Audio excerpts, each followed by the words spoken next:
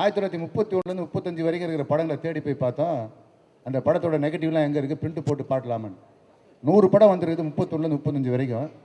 2 படம் நெகட்டிவ் தான் இருக்குது. அது 98 படம் நெகட்டிவே இல்லை. அது இது பழைய படம் தான் இல்லை, இப்போ இருக்கிற படங்களுக்கு கூட சில படங்களுக்கு நெகட்டிவ்லாம் டேமேஜ் ஆகிடுச்சு, அப்படி குப்பையாகி போச்சு. ஸோ டாக்குமெண்ட்டே இல்லாமல் இருந்த ஒரு சூழல் நினைக்கும் போது, அதே மாதிரி சினிமா துறையில் தான் இருந்துக்கிறோம், ஸ்டில்லு உள்ள எடுக்கிறோம், எல்லாம் நடந்துருக்குது. கிட்டத்தட்ட பெரிய ஜாம்பவானங்களோட ஸ்டில்லு, ஒரு நல்ல ஸ்டில்லு கூட எங்கேயுமே இல்லை, அவங்க குடும்பத்துக்கு கூட இல்லை சில ஸ்டில்லாம். ஸோ அதெல்லாம் தேடி வந்து ஒரு படமும் ஒரு அதுக்கு அவருக்கான ஒரு குறிப்பும் அப்படின்ற மாதிரி ஒரு புத்தகத்தை வந்து ஒரு சீரியலாக முடிஞ்ச அளவுக்கு அப்படியே தமிழ்நாடு அளவில், இந்திய அளவில், உலக அளவில் தொகுக்கலான்ற ஒரு ஐடியா. அதுக்கு முதல் வேலையாக அது ஒரு புத்தகம் ஒன்று பண்ணியிருக்கோம்.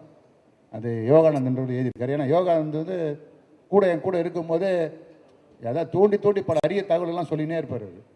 ஸோ அதுக்கு சரியானவர் அவர் கையில் நாங்கள் ஒப்படைச்சோம். அதே போல் அந்த படங்கள் வந்து எல்லாத்தையும் ஒரே டோனில், ஏன்னா ஒன்று சின்னதாக இருக்குது, ரெசல்யூஷன் கம்மியாக இருக்குது. நாளைக்கு பத்திரிக்கை மீடியாக்கே ஒருத்தர் காட்டணும்னா படங்கள் இல்லை.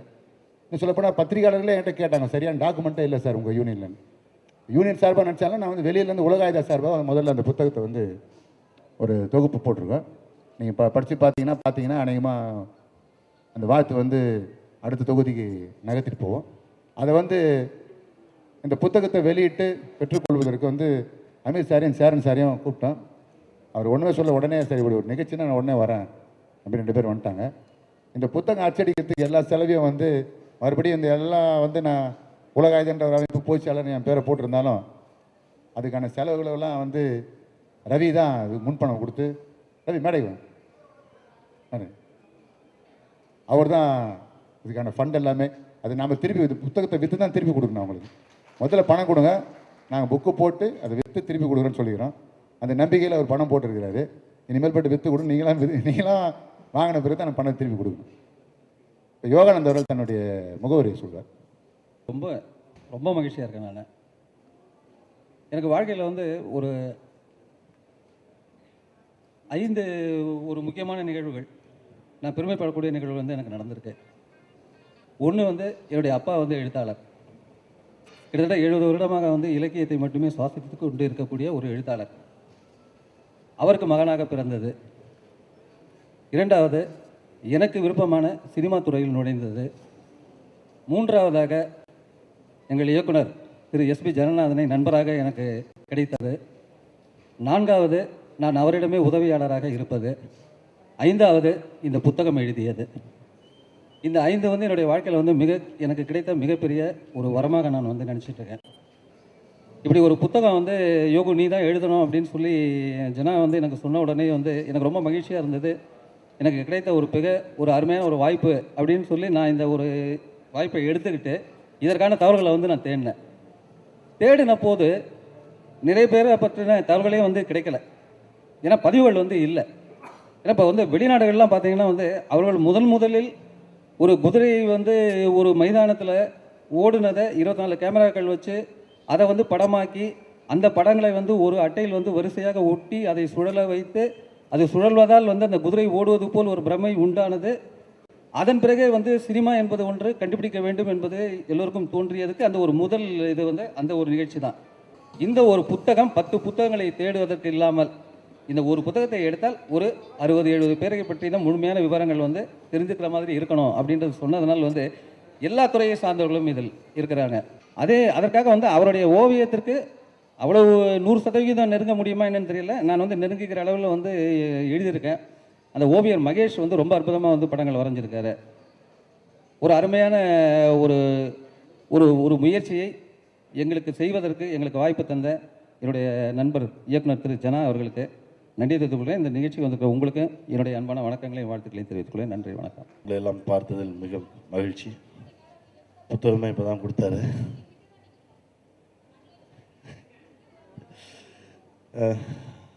சினிமாவில் என் மூதாதையர்களை சந்தித்த மகிழ்ச்சி. ஏன்னா ஒரு முறை என்னுடைய அலுவலகத்தில் என் குருநாதர் படம், அப்புறம் நான் நேசிக்கக்கூடிய இயக்குநர்கள் படமெல்லாம் வச்சுட்டு நமக்கு முன்னாடி பெரிய பெரிய சாதனை படித்தவங்க நிறைய பேர் இருக்காங்க, அவங்களுடைய ஃபோட்டோ ஏதாவது ஒன்று வைக்கணும் அப்படின்னு சொல்லி தேடும்போது எதுவுமே கிடைக்கல. தினத்தந்தியில் வரலாற்று சுவடுகள் படித்தப்போ டிஆர் சுந்தரம் அப்படின்னு சொல்லி ஒரு producer cum director come actor, அதாவது ஒரு பெரிய நடிகர் கரெக்டான டேட்டில் வரல, அந்த டைமில் ப்ரொடியூசராக இருந்த அவரே நடித்து அவரே இயக்கி அவரே சொன்ன தேதியில் ரிலீஸ் பண்ணி அந்த படம் மிகப்பெரிய ஹிட் ஆச்சு அப்படின்னு படித்தேன். அந்த படத்தை ரொம்ப அவளோட எடுத்து வைத்திருந்தேன். ஆனால் அதற்கப்புறம் இதில் இருக்கக்கூடிய எல்லா படங்களையும் இப்போ எடுத்து வச்சுக்கிற அளவுக்கு ஒரு பொக்கிஷமாக தயாரித்து கொடுத்துருக்காரு அண்ணன். உலக ஐதாவுக்கு நன்றி. இப்படி ஒரு புத்தகம் வருவதில் நான் மிகவும் மகிழ்ச்சியுடன் வணங்கி வரவேற்கிறேன். நன்றி. எல்லோருக்கும் வணக்கம். இந்த புத்தகம் எனக்கு பிடிச்சது, இந்த ஃபிலிம் காட்டியவர்கள்ன்ற அந்த தலைப்பு ரொம்ப எக்ஸலண்ட்டான விஷயம். அந்த ஃபிலிம் காட்டியவர்கள் அப்படின்றது நிறைய அர்த்தம் இருக்குது. ஒன்று, ஃபிலிம் எடுத்து நீங்கள்லாம் பாருங்கன்னு காட்டுறதுன்றது காமனாக பார்க்கக்கூடாது. இந்த ஃபிலிம் காட்டுறதுன்றதே ஒரு வகையான மேஜிக். அது இந்த ஃபிலிம் காட்டுறதுக்கு ஒரு தில்லு வேணும். அப்புறம் வந்து படம் பார்க்குற ரசிகர்கள் அத்தனை பேர்த்தையும் வந்து தன்னோட கட்டுப்பாட்டுக்குள்ளே கொண்டு வந்து அவன் காமிக்கிற மேஜிக் எல்லாம் என்ஜாய் பண்ணக்கூடிய அளவுக்கு வச்சுக்கிறதுன்றது ஒரு திறமை. அந்த திறமையை பற்றிய விஷயந்தான். அந்த திறமையை பண்ணவங்க தான் மிகப்பெரிய சாதனையாளர்களாக சரித்திரத்து உறவுகளாக இருந்தாங்க. அதப்போ ஏன்னா எல்லாரும் படம் எடுக்கிறாங்க, எல்லாரும் இந்த புத்தகத்தில் வந்துட முடியாது.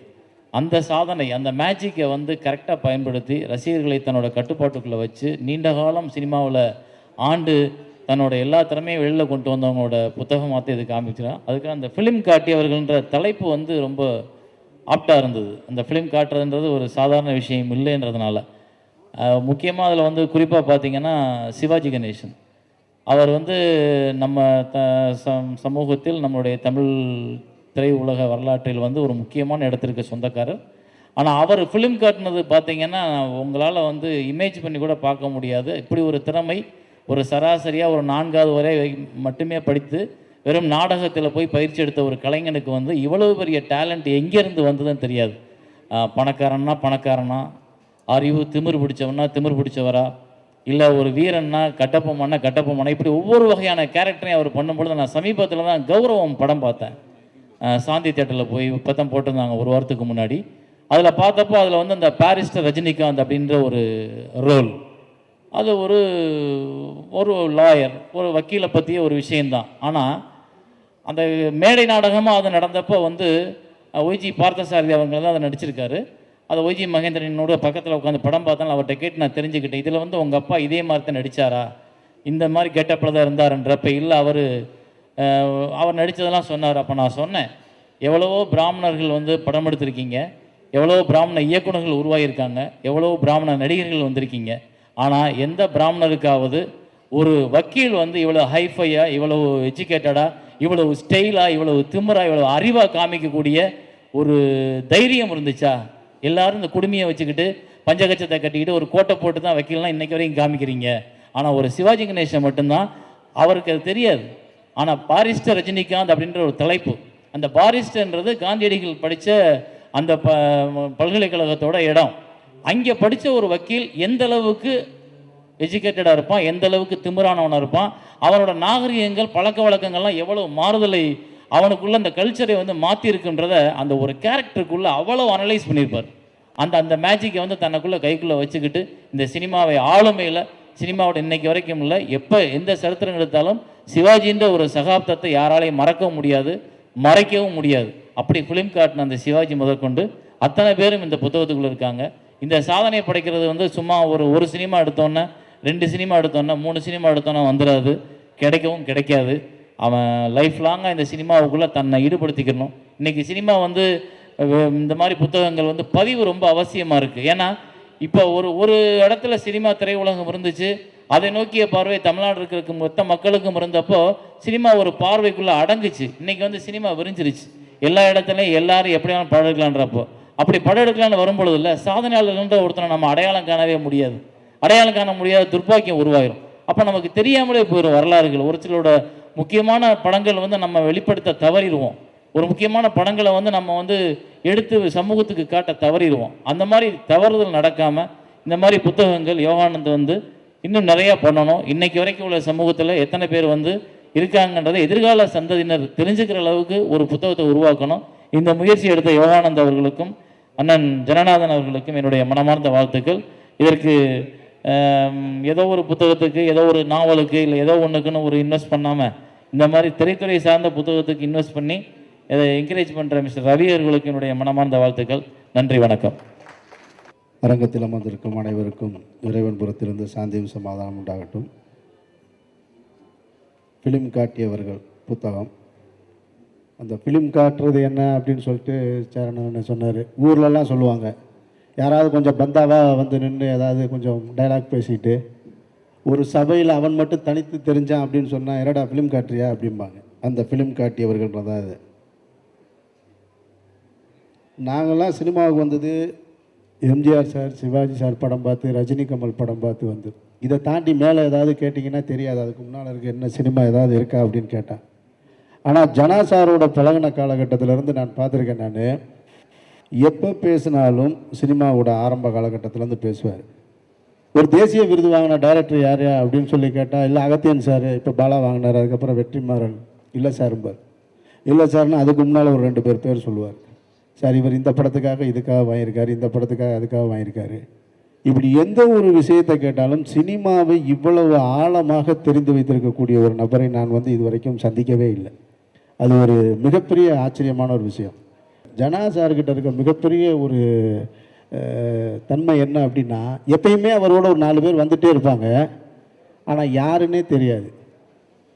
அந்த இடத்துல இருந்து கிளம்பி போகும்போது தான் தெரியும். ஒருத்தர் கார் ஓட்டுவார், ஒருத்தர் பின்னால் உட்காந்துருப்பார். இது யாருன்னு கேட்டால், அவன் டிரைவரானு கேட்டால் இல்லைம்பார். அப்போ என்னன்னா, இப்போ கார் ஓட்டுறதுனால டிரைவர், ஆனால் டிரைவர் கிடையாது, அசிஸ்டன்ட் டைரக்டர், இப்படின்னு ஒரு செட்டப்புகளோடய எப்பயுமே இருப்பார். அதில் வந்து இவர் தான் புத்தகம் எழுதியிருக்காருன்னு இங்கே தான் சொல்கிறாரு, இவர் தான் அந்த யோகானந்தனார். ஏன்னா முதலே சொல்லல, உங்களுக்கு தெரியும்னு நினச்சேன் நான் அப்படின்னாரு. சரி, அந்த அளவுக்கு வந்து சினிமாவை நேசிக்கக்கூடிய ஆளுகளே கூடவே சுற்றிக்கிட்டே இருக்கிறதுக்கு இப்படி ஒரு ஆளை தவிர நான் வேறு யாரும் பார்க்கல. புத்தகத்தை திருப்பி பார்த்த உடனே எனக்கு தெரிஞ்சது முதல்ல, இல்லை தவத்திரு சங்கரதாஸ் சுவாமிகள் அப்படின்னு. என்ன ஆரம்பமே சாமியார் படமாக இருக்குது, சாமியார் ஃபிலிம் காட்டியிருக்காரா நம்ம ஊரில்? ஏன்னா நமக்கு தெரிஞ்சு சாமியார் ஃபிலிம் காட்டினது போன வருஷம் டிவியில் வந்துச்சு, அந்த சாமியார் தான். அவர் தான் ஒரு அருமையான ஃபிலிம் காமிச்சார் தமிழ்நாட்டுக்கு. இவர் பார்த்தீங்கன்னா இவர் எப்போ காட்டியிருக்காரு, 19ஆம் கடைசின்லாம் போட்டிருக்கேனே. ஆமாம், நாடகத்திலிருந்து ஆரம்பிச்சிருக்கு. இப்படி தெரியாத எந்த பேரை பார்த்தாலுமே எனக்கு தெரிஞ்சு தெரியாத பேர்களாக அதிகம் இருக்கிறது. இது வந்து இப்போ நானே உட்காந்து படிக்க வேண்டிய ஒரு முக்கியமான விஷயமா இருக்குது. ஏன்னா படிக்கிறதுன்னு சொல்லும் பொழுது பார்த்திங்கன்னா, அண்ணன் சேரன் அளவுக்கோ அல்லது சமுத்திரக்கனி அளவுக்கோ படிக்கிற பொறுமை கிடையாது. சமுத்திரக்கனி புத்தகத்தை எடுத்தாலும் அதை முடிக்காமல் கீழே வைக்கிறதே இல்லை. எங்கே போனாலும், காரில் ட்ராவல் பண்ணாலும் சரி, பைக்கில் போயிட்டு இருந்தாலும் சரி, படுத்திருந்தாலும் சரி, பாத்ரூமில் உட்காந்தாலும் சரி, படிச்சுக்கிட்டே இருப்பான். அவ்வளவு பொறுமையெல்லாம் இல்லை. ஆனால் இந்த புத்தகத்தோட சிறப்பு என்னென்னா, என்ன மாதிரி ஆளும் படிக்கிறதுக்காக அந்த ஒரு பக்கத்துக்குள்ளே சுருக்கி இருக்கிறது மிகச்சிறந்த ஒரு முக்கியமான விஷயம். இதை இப்போ 2 பேர் பற்றி படித்தேன் நான். அந்த மதுரை கவி பாஸ்கரதாஸ்லாம், இதெல்லாம் அவர் தான் காளிதாஸோட பாடல்களை எழுதினவர். தமிழ் திரைப்படத்தில் முதல் பாடலாசிரியர் என்ற பெருமை அவருக்கு தான் கிடச்சிருக்கு. இந்த மாதிரி இன்னும் நானே தெரிஞ்சு கொள்ள வேண்டிய நிறைய பேர்கள் இருக்குது. இது நிச்சயமாக வந்து ஒரு அருமையான புத்தகமாக தமிழ் சினிமாவை நேசிக்கக்கூடியவர்களுக்கு, சினிமாவை தெரிஞ்சுக்கக்கூடியவர்களுக்கு இந்த புத்தகம் ஒரு நல்ல ஒரு கிஃப்டாக இருக்கும்னு நான் ஃபீல் பண்ணுறேன். எப்பயுமே இங்கே உள்ள ஆவணங்கள் எல்லாமே கொஞ்சம் சரியாக, தமிழ் சினிமா பற்றிய ஆவணங்கள் சரியாக இல்லாமல் போனதற்கு காரணம் எல்லாமே அரசு அதில் வந்து கவனம் செலுத்தாதது தான் காரணம். அதுதான் இங்கே உள்ள முக்கியமான காரணம். அரசு கவனம் செலுத்தி இருந்து, நமக்குன்னு ஒரு டிபார்ட்மெண்ட் இருக்குது, ஒரு துறை இருக்குது, ஒரு மந்திரி இருக்காங்க, ஒரு அமைச்சர் இருக்காங்க, எல்லாம் இருக்காங்க. ஆனால் இந்த மாதிரியான ஆவணங்களை தயார் பண்ணுறதுக்குன்னு ஒரு குழுவை அமைக்காதது ஒரு பின்னடைவுன்னு நான் நினைக்கிறேன் நான். அதனால் இது மாதிரியான புத்தகங்கள் பாருங்கள், ரவின்னு ஒருத்தர் காசு கொடுத்து அதுக்கப்புறமா இனிமேல் இதை விற்று காசாக்கி வர்றது அப்படின்னு சொன்னால் எத்தனை பேர் இதுக்கு முன் வருவாங்கன்னு எனக்கு தெரியலை. ஸோ அதனால் அரசு முன் வந்து இதற்கான ஒரு தொகையை ஒதுக்கி தமிழ் சினிமாவுடைய ஆவணங்களை முதல் பேசும் படத்திலிருந்து இப்போ உள்ள படம் வரைக்கும், ஊழல் படத்திலிருந்து இப்போ உள்ள படம் வரைக்கும் இது பாதுகாக்கிறதுக்கு புத்தகமாகவோ இல்லை ஒரு ஆவண காப்பகமாகவோ வருவதற்கு தமிழக அரசு உதவி செய்யணும்னு சொல்லிட்டு இந்த மேடையில் நான் கேட்டுக்கிறேன். நன்றி.